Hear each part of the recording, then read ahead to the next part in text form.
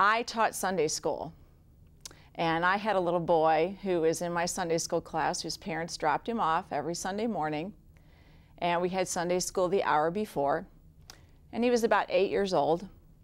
And one day I came up into church and he was sitting in the back pew all by himself. And I said, "Elliot, what are you doing here?" And he said, "Well, I'm going to church, silly." And so I invited him to sit with me.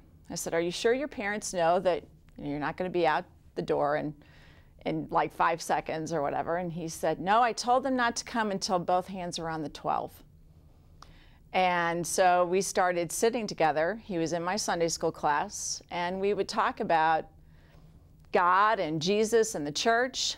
And he expressed an interest in wanting to take communion. And we talked about everything that was involved in communion sitting right there in the pew. And we went through that process of we came down and we took communion.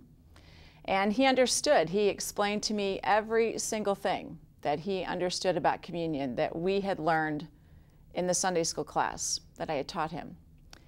And some people were a little bit upset about that, but I said that, he explained to me that it was a great gift. And I just thought, nowhere else but in the United Church of Christ could a 30-something person sit next to an 8-year-old and have this fantastic discussion about God and Jesus and what communion means and how the Spirit lives and works in us. And so even though I'm now an ordained minister, when I have those moments of being, like it's all driving me crazy, I think about Elliot and the conversation that we had. And I thought, nowhere else but in our denomination could I have experienced that.